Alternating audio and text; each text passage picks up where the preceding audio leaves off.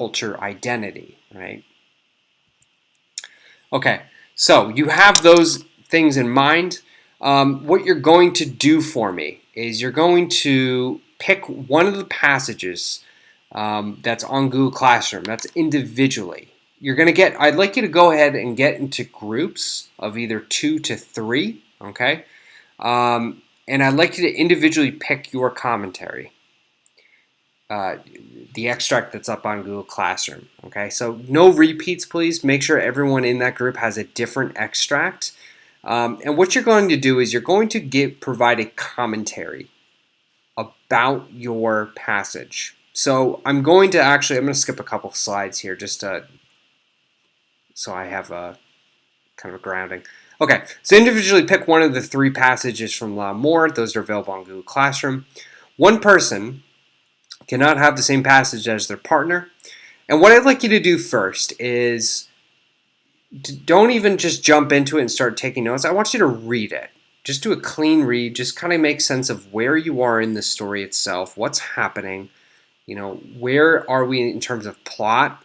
Where are we in terms of characterization development or maybe conflict development? Spend about 20 minutes, read it, annotate it, okay? And then I would like you to move to the commentary itself. So after about 20 minutes, on the Voxer app, you should all have that downloaded. If you don't, please go ahead and download the Voxer app. One person must speak and record themselves for at least 5 minutes. Okay, you've done this before. You've practiced this. Please don't memorize it. It's practice. Okay, don't stress yourself out. Okay. After the 5-minute commentary, send your commentary to your group mates. That should be plural there. Okay, so or if you can only send it to one person, send one commentary to one group member, and then another group member sends it to another. So it's kind of like a triangle, I guess you could look at it that way. One person sending to one person, and another person sending to another person, that person sending to the original person.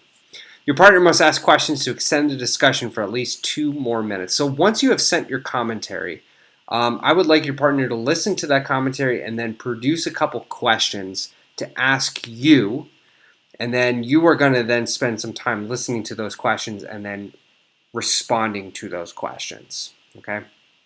So once you've received those questions, please respond for another 2 minutes. After the 6-minute individual oral commentary, switch and record the next person, right? So now you're going to listen to somebody else's commentary. You're going to provide feedback. So you're going to do this at least one time today, okay? Share feedback directly with partner. Okay, so how do you provide some feedback? All right, well, let's take a look at our rubric here, right? Again, very common. We've seen this before. This is broken down into 4 categories. We have knowledge and understanding of the text. The commentary shows excellent knowledge and understanding of the text. Comments are fictionally supported by well-chosen references. So we're going back into the text. We're providing a line number. We're getting a little background on the plot. We're talking a little bit about the character. And we're making some larger connections for criterion B to some of the larger elements of the text, right? So maybe that's our political, social, economic commentary. We're talking about colonial mentality. We're talking about binary opposition, right? We're making references to hegemony, or maybe it's otherization. We're using our academic register, and we're making a larger commentary about the text.